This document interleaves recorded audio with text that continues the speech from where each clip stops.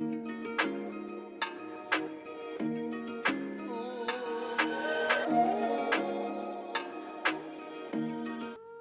का दशहरा मेला। रामपुर गांव में दशहरा का मेला हर साल बड़ी धूमधाम से लगता था। मेला सिर्फ एक त्योहार नहीं था, बल्कि गांव के सभी लोगों के लिए खुशियों का समय होता था। ये मेला छोटे बड़े, अमीर गरीब सबके लिए एक जैसा था। गांव के लोग महीनों पहले से इसकी तैयारी करते थे, और जब दशहरा का दिन आता तो पूरा गांव रंग बिरंगी रोशनी से सज जाता। इस बार भी मेला लग चुका था। गांव के अमीर लोग अपने बच्चों के साथ मेले का आनंद ले रहे थे। तरह तरह के झूले, मिठाइयाँ, खिलौने, सब कुछ वहां था। लेकिन उसी मेले के कोने में एक गरीब किसान रामू अपने बेटे मोहन के साथ खड़ा था। रामू का परिवार बहुत गरीब था। साल भर मेहनत के बावजूद फसल अच्छी नहीं हुई थी और खाने तक के लाले पड़े थे। लेकिन मोहन को मेला देखने का बहुत मन था, इसलिए रामू उसे मेले में लेकर आया था। मोहन की आंखों में चमक थी। उसकी छोटी सी उम्र में मेले का आकर्षण उसके लिए सब कुछ था। उसे झूले झूलने थे, मिठाइयाँ खानी थीं और खिलौने खरीदने थे।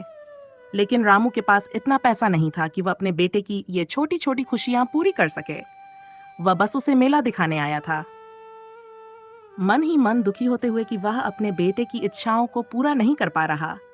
मोहन ने मेले में सबसे पहले झूले की ओर इशारा किया। रामू ने उसकी चमकती आंखों को देखा और एक पल के लिए उसकी आंखों में आंसू आ गए। बेटा, आज झूला नहीं झूल पाएंगे, लेकिन देख, कितने सारे लोग झूल रहे हैं, कितनी मस्ती कर रहे हैं। रामू ने मोहन को समझाने की कोशिश की, पर मोहन की मासूमियत में उसे झूला झूलने का बहुत मन था। रामू ने अपनी जेब में हाथ डाला। वहां कुछ सिक्के पड़े थे जो मुश्किल से 2-3 रुपयों के बराबर थे। इतने पैसों में न तो झूला झूला जा सकता था, न मिठाई खरीदी जा सकती थी। रामू ने धीरे से मोहन का हाथ पकड़ा और कहा, चल बेटा, आगे चलते हैं, वहां और भी बहुत कुछ देखने को मिलेगा। मोहन ने पिता की बात मान ली, लेकिन उसकी आंखों में झूले की चाहत अभी भी बाकी थी। थोड़ी दूर चलने के बाद वे मिठाई की दुकान के पास पहुंचे। वहां रंग बिरंगी जलेबियां, गुलाब जामुन और लड्डू सजे हुए थे। मोहन ने ललचाई नजरों से उन मिठाइयों को देखा। रामू का दिल फिर से पसीज गया। उसे लगा कि वह अपने बेटे की छोटी छोटी खुशियों से भी उसे वंचित कर रहा है। उसने दुकान वाले से पूछा, भैया, ये जलेबियां कितने की हैं? एक जलेबी 1 रुपये की है भैया, दुकान वाले ने उत्तर दिया। रामू ने अपने सिक्कों को गिना। उसके पास मुश्किल से 3 रुपये थे। उसने सोचा कि अगर एक जलेबी खरीद ले तो शायद मोहन की थोड़ी इच्छा पूरी हो जाए। उसने 3 जलेबियां खरीदीं और मोहन के हाथ में दीं। मोहन की खुशी का ठिकाना नहीं रहा। वह मिठाइयों को बड़े चाव से खाने लगा।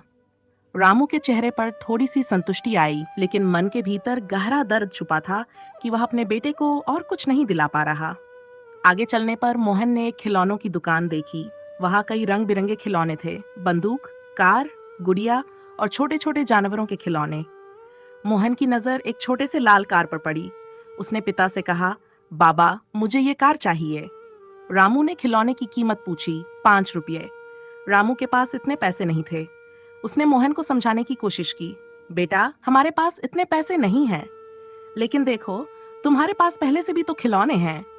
चलो घर चलकर उनके साथ खेलेंगे।